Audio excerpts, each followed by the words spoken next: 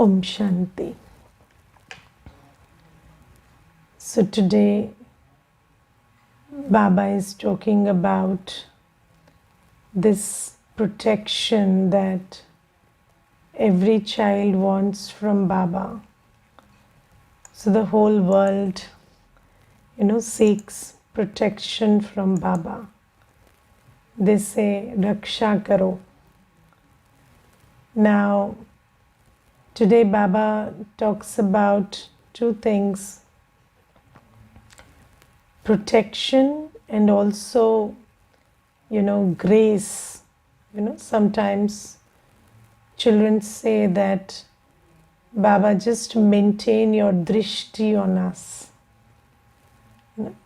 Drishti banaye rakhe. So Baba says, so children call out that Baba give us protection and Baba just benefit us with your drishti always, or just keep your buddhi towards us. So these are some things that we ask from Baba. But protection cannot be pleaded, cannot be demanded. Yes, neither can blessings be pleaded or demanded. You can only command them. That's the law. And today Baba says that you will receive natural protection from me if you are honest and you have a clean heart. Okay, so when you so Baba today says in the Murli, which children does the father automatically protect? So Baba doesn't choose, to protect this one or that one. It is according to the law. When something is automatic, it is according to the law. So according to the law, which children receive automatic protection? So Baba says, those who are very clean and honest and are constantly true to the Father are automatically protected. Those who have falsehood in them cannot be protected. Maya continues to pull them a great deal. Punishment also becomes fixed for them. Now, let's understand these words that Baba speaks. So, Baba says that you have to be clean and honest, and Baba says constantly true to the Father. Now, what is honesty? What is cleanliness? So sometimes we think that telling the truth is honesty. Yes, but that is not honesty. Sometimes I have seen that children tell the truth and then make the same mistake over and over again. And then they keep telling the truth. And do you think that if you keep doing that, then you will be earning a lot of good wishes? So let's take an example. Somebody submits you the chart and for the first time they say that, I made this mistake. So you obviously, you have good wishes that this soul should reform itself. But then if they send you the same chart 50 times, then you don't have the same wishes. Why? Because you understand that there is a problem with the intention. Yes, and the thing is, it doesn't matter if you do not, if you are not able to overcome something completely, but the effort should be visible. And it cannot be that if you make effort, there is no success. There will always be success if you make effort. Baba has come to reform us, and Baba is giving us foolproof methods. And if you apply those methods, there will definitely be success. It cannot be that you are applying Shrimad and then you are not successful in reforming yourself. Now, the first thing is, Baba is talking about Maya. Now, Maya doesn't mean situations or problems that come your way. Sometimes when we come in Gyan, we think that Maya means problems or situations that come your way. Yes, or behaviors that come your way. That's not Maya. Maya is that which doesn't allow you to build the strength to deal with those situations. So anything on the external world looks like a problem or a situation because we are powerless inside. So one thing we have to first clarify is that the situation is not big. When you are weak, then the situation appears to be proportionally weak. That's how it goes. Yes, so we can take an example of a child, a little child who is trying to lift a table, and then the table appears very huge and very, very strong and very heavy for the child. Why? Because the child is weak in physical strength, not because the table is very heavy really, because if an adult picked it up, he could pick it up easily.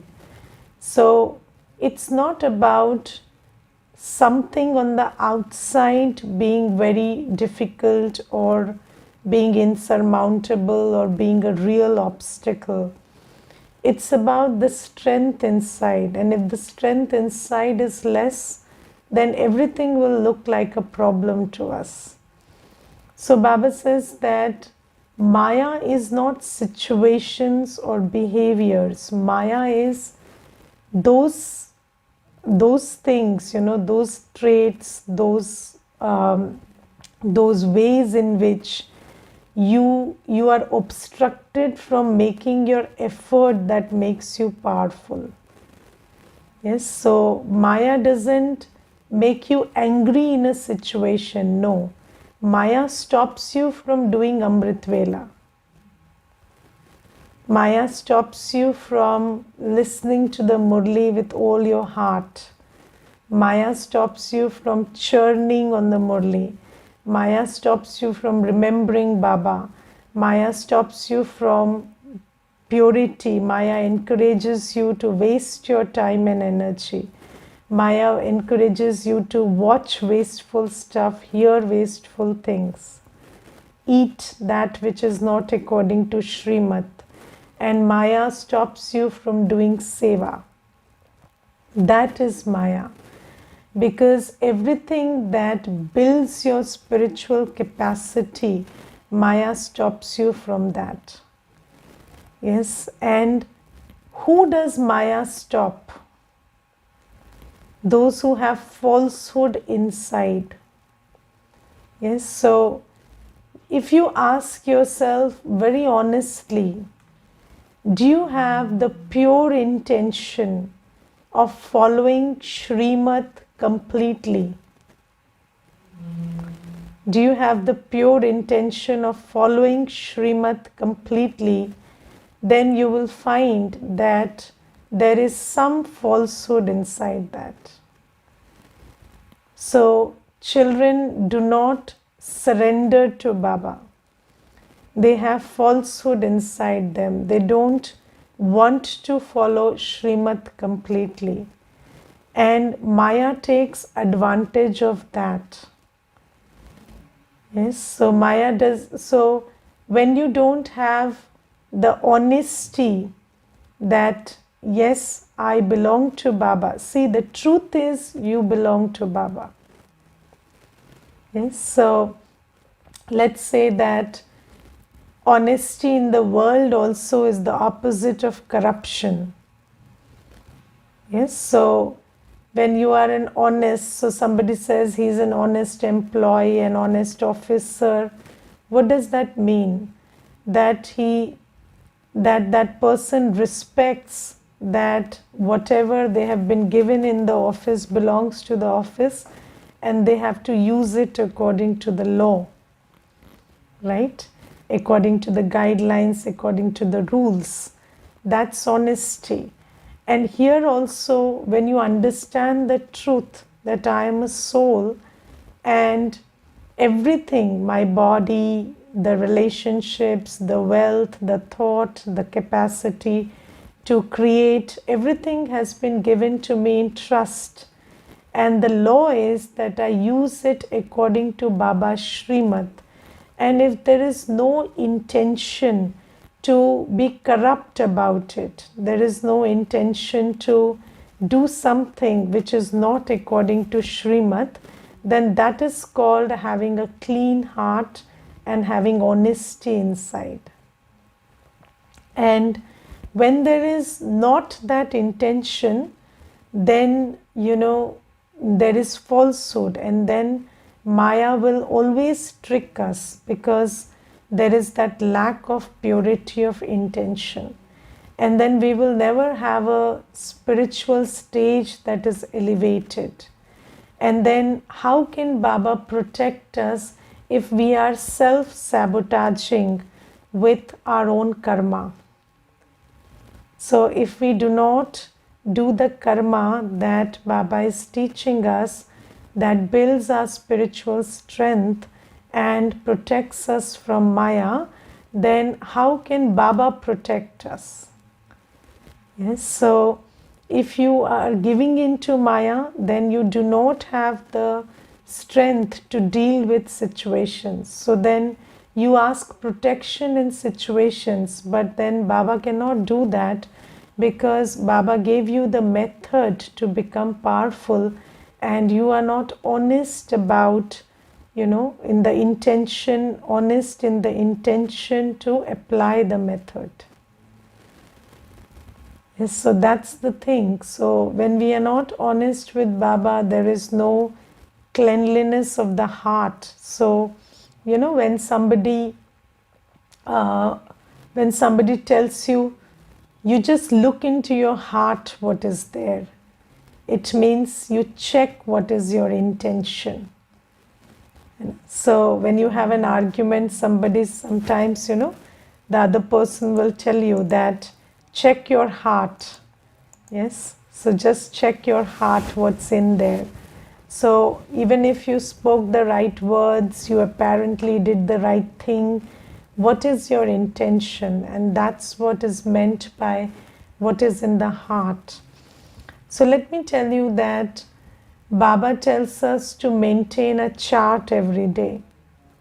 Yes, and today's Murli also Baba says maintain a chart, a daily chart about your whole day. So your thoughts, your words, your actions, every karma.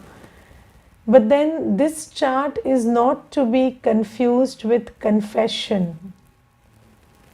So sometimes in some religions there is this practice of confession. So you go, you confess that you did this wrong, and that's it. But giving a chart doesn't mean confession. It means realization and intention to change. So when you tell Baba something, so it's not like a one-way thing that you just tell Baba. No, Baba is also talking back to us through the Murli. And when I tell Baba something, Baba is answering it. Even if, if you try the format of submitting your chart to the Nimit sister, so which in your case is me. So if you try submitting the chart to me, then I will tell you whatever there is to change. Or if you're giving it in your sankalp also, then Baba will tell you in the next day's Murli what is it that you need to change. And when you receive a direction, you have to follow it. And if there is no intention of changing it, or if there is no intention of improving, then even that honesty is questionable, because then it is like a religious activity where you keep making mistakes and keep keep submitting it, and then you sometimes also have the ego of honesty. So I'll tell you one incident where there was this one sister and she kept making mistakes one after the other. And then I told her once, and when I pointed it out, she got very angry and she said, "But every time I told you." So what does that mean? So if you tell every time, how does that matter? Even if you tell every time, the purpose is to change. And if the purpose is not served, then what is the method good for? Yes, so sometimes you also have the ego of being honest, that I have been honest about everything. But honest doesn't mean honesty about telling your mistakes or owning your mistakes only. Owning means changing. If you have owned that this is a mistake, then there has to be intention of change. If owning your mistake is not followed by intention to change, then I don't know whether that would count as even owning your mistakes. I would say that is like transferring your mistake. So instead of getting your head burdened with the guilt of the mistake, you have given it to Didi, so let her head be burdened with it. So I think that's how we are looking at it, if there is no intention to change. So this is there. And then how do you check your mistakes? You check it in the mirror of Srimad. So you look at every day's Murli and you look at what Baba is trying to tell you to do and not do, and then you see whether you are behaving appropriately. And then you see where is the gap and what is it that Baba is asking you to not do and you're doing, and what is it that Baba is asking you to do and you're not doing. So there are both these things. See, there is a sin of commission, which means you do that which you are not supposed to do. And there is a sin of omission also, which is you don't do what you are supposed to do. So honesty means the intention to not do what Baba is asking me to not do. So not engage in lust, anger, ego, attachment, greed, not give sorrow. Yes, all that is there. But then Baba is also asking us to do things, which is remember Baba, do seva, practice purity, study the Murli, pay attention to the points of the Murli. So these things also have to come in the chart. Sometimes the chart that children understand is only about, I did not do anything wrong. No, but that's not sufficient. You have to pay attention to whether you followed Srimad, whether you paid attention to remembrance, whether you paid attention to study, or whether you are paying attention to purity and seva. So that's the chart. So understanding these things is very important. And then the most important thing is realizing who I am, realizing who I belong to, and realizing my aim. Because when you come for the course, Baba tells us that you are a soul, you belong to Baba, you were in Satyug, you have a right to a happy and peaceful world, and now that right has been taken away by Maya. So until you win over your vices, until you completely become pure and create a new world, you cannot reclaim your right. So Baba has given us clarity, and until we understand the truth and stabilize ourselves in the truth, we will not be able to work towards reclaiming our world of peace and purity. So this is why Baba says, keep churning over the truth that I tell you, because we come from a body conscious world where the sense of I, the sense of mine, the sense of aim, goal, everything is very different. And then only when I churn over the truth of me, the one I belong to, and my aim, can I start thinking about what to do to reach that aim. So all these things have to be noted. Now, another thing that Baba tells about today is, so first thing Baba says, if you need protection, just have honesty, check your heart and see what's there and change it. Then Baba today says, some children are very afraid to tell Baba their illness.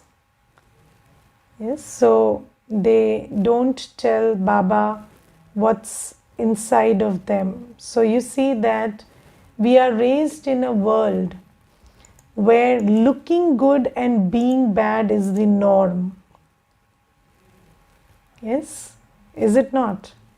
In the world, we are taught that you can be bad, that's not a problem, but you should look good. So you can do everything, that's not okay, but then nobody should get a hold of it.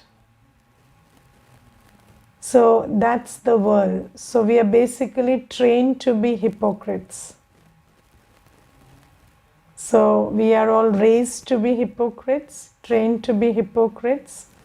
So be everything on the inside and don't allow it to appear on the outside.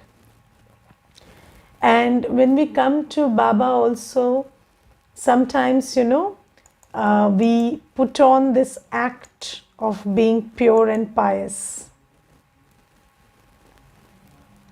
So there is criminal intent inside, there is lust inside, anger inside, everything. And then you just put up this face and these clothes of being pure and white and clean and a good Brahmin. But then Baba says, for whatever you did until now was not in self-realization. But now you know that you are a soul and whatever you do affects your destiny. So do you understand that even if 100 people think that you are a good Brahmin, you're not going to heaven until and unless you are a good Brahmin. Okay, so here looking good doesn't work. So either you be good or don't be at all, it's okay.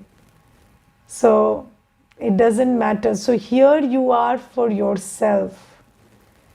And I always remind myself that this is the only journey where it is about reality, it's not about acting.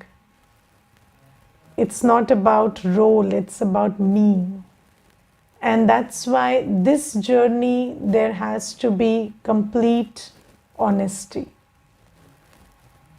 You have to pay attention to what's going on inside. And Baba says there are some children who do not share what's going on inside with Baba. So do you know that we have been pushing whatever we know about ourselves, the dark side of ourselves, be, into the dungeons of obliquity. So you just don't want to address it. So even if you know that you have a certain sanskar, you blame it on others, you blame it on situations, or you just say that this is my nature, and you don't try to see it and address it. Yes, because it hurts your ego. Yes, does it not hurt your ego to address that I have this weakness? And then when it hurts your ego, then you feel ashamed.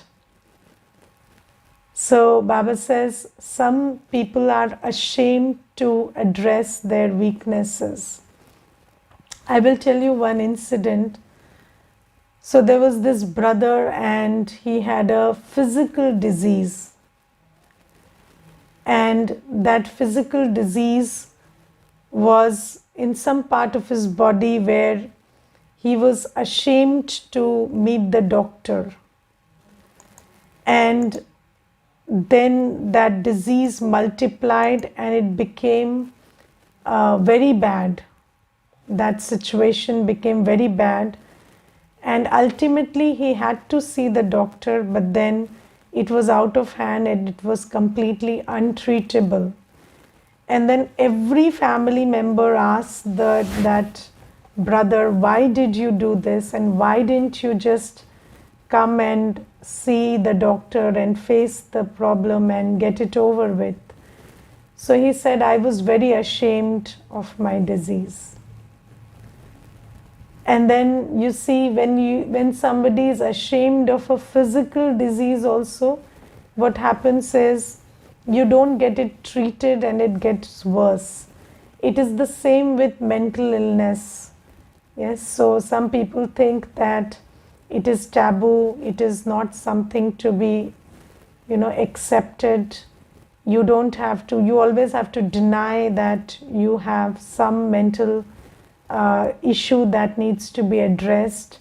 So even if you keep denying or running away from a truth, it only runs after you. It doesn't go away if you deny it. So in case of physical illnesses, mental illnesses, it's the same thing. And in the case of spiritual illness also, it is the same. You have to stop, accept it, address it.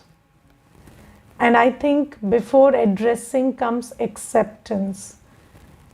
Accepting that I have this spiritual weakness, I have this lack of virtue, requires great courage because it hurts our ego. Does it not? Yes, so Baba says that if you don't overcome this thing, then how will you get yourself treated from Baba? So until you come to terms with it. Now, let me tell you, even if you are not vocal about it, even if you don't want to share it with anybody, it's okay. But you have to, in your silent space, you have to come to terms with it. And you have to understand that I have this criminal eye, or I have this anger issue, or I have this feeling of jealousy or greed, or I have this feeling of discontentment inside. And then you have to look at Baba's Murli and take what Baba is giving and apply it and reform yourself.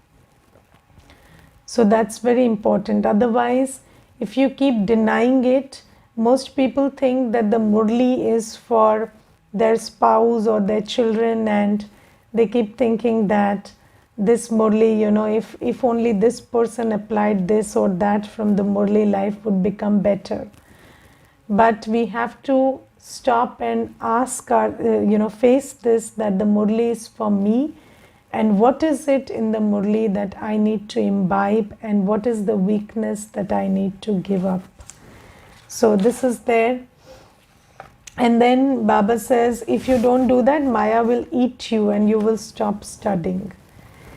Now there is another thing that Baba says about Baba's drishti. So Baba today says that while sitting here, Baba's vision is on the serviceable children. On the path of ignorance too, there is love for obedient children. Baba knows which of his children are doing good service.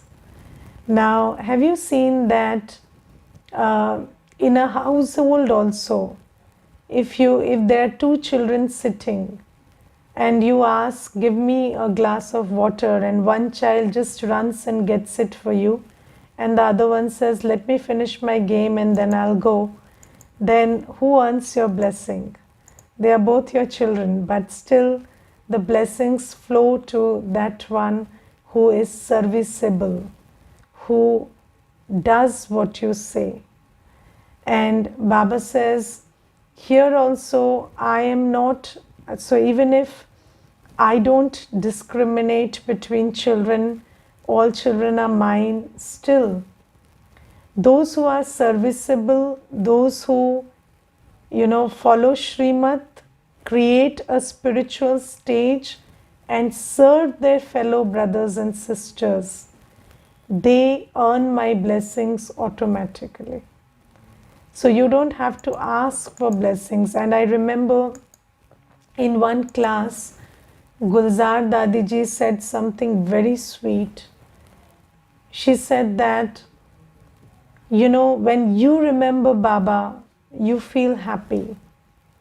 You know that feeling that when you remember Baba, you feel very happy. But then when you are serviceable, when you are somebody who has devoted his life for Baba's service, you may be living in a household setting, but if you have surrendered through your buddhi that I belong to Baba, and in every thought, word, action, in every expenditure of your body, mind and wealth, you take care of Baba's Srimad, then Baba loves you and Baba remembers you. And Dadi asked a simple question, if you feel so wonderful when you remember Baba, just think how would you feel when Baba remembers you. And Dadi said, I know that feeling, and it is beyond any feeling in the world. And Baba says that if you want that Baba's buddhi should be towards you, so Baba says Baba's vision is always on serviceable children, and we don't have to even ask for drishti. If I am serviceable child, then I receive Baba's drishti automatically. And there is a story in Bhakti about this, and in that story there is Narayan, who is shown as God, and then there is Narad, and then there is Hanuman. So Narad keeps repeating Narayan, Narayan all day. So then one day he meets Sri Narayan, and then he sees a diary with Sri Narayan, and he says, so Bhagwan, whose diary is this? So then Sri Narayan says, this diary has all the names of my best devotees noted. So this is a list of all the devotees who love me very much. And in that diary, it was a big diary. So Narad sees that his name is there in that diary. So he is very happy. But then he thinks, let me check if Hanuman's name is there, because Hanuman claims to be a very good Bhagat and all the time he is remembering God. But let me see which number his name appears in. And then he checks the whole diary and there is no Hanuman's mention. And then he runs to Hanuman and he says, you know what, you keep repeating God's name all day, but he doesn't care for you. He doesn't even mention you in his diary of devotees. And then Hanuman says, it's okay. I remember my God and it has got nothing to do with the diary. And then Narad is very happy. Then some days later, he again meets Sri Narayan and then he discovers a small diary, a very tiny diary. And then he says, what diary is it, Bhagwan? And then Sri Narayan says, this is a diary where I have mentioned those devotees whom I remember. So in that diary there was mention of Hanuman. And you know that Hanuman is famous for being obedient. So Baba says that all these stories are created because there are children who remember Baba very well, and there are children who Baba also remembers. And if you want to be among them, then you be completely obedient and serviceable. So this is Baba's Murli today. And then Baba today in the slogan says, when you pay natural attention, tension will automatically finish. So when do you get tensed? When you don't do the right karma. So stress, fear, insecurity, they are all related to karma. And whenever you neglect, reject or attach, so neglecting, rejecting and attaching, they are all forms of impure karma.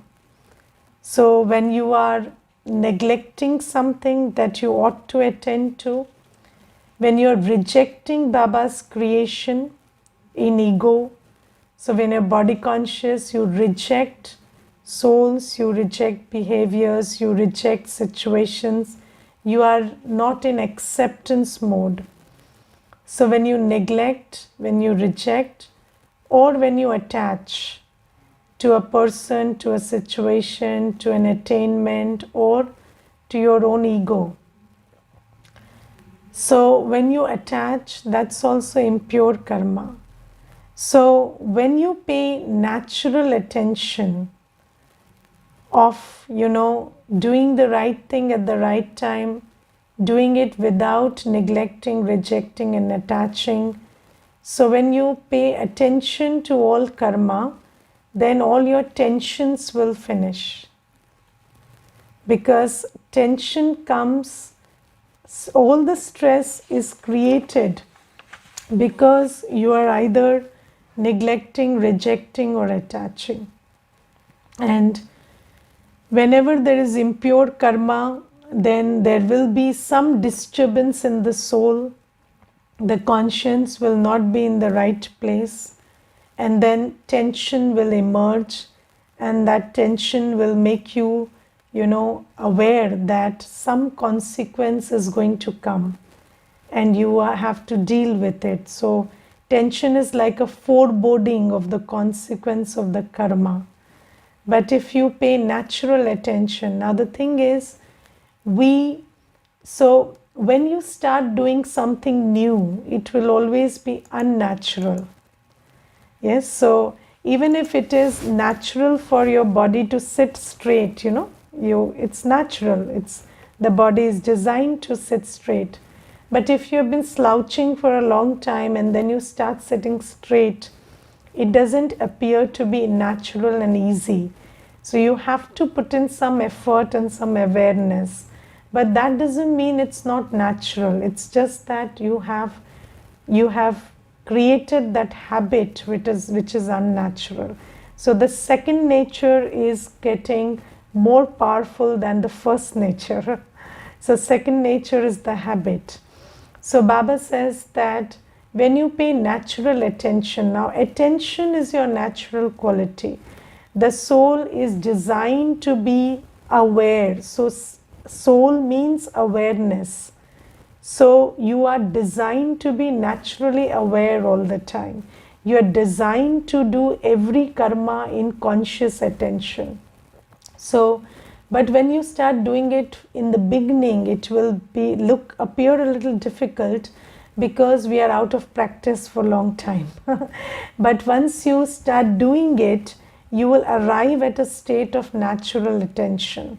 And then paying attention and doing everything in awareness will look like the natural thing to do. And then your life will be tension free. So if you become careless, you will invite more tension. You won't become tension free. So only careful can become carefree. So natural attention means natural carefulness, and that will lead to the state of becoming carefree. Okay, Om Shanti.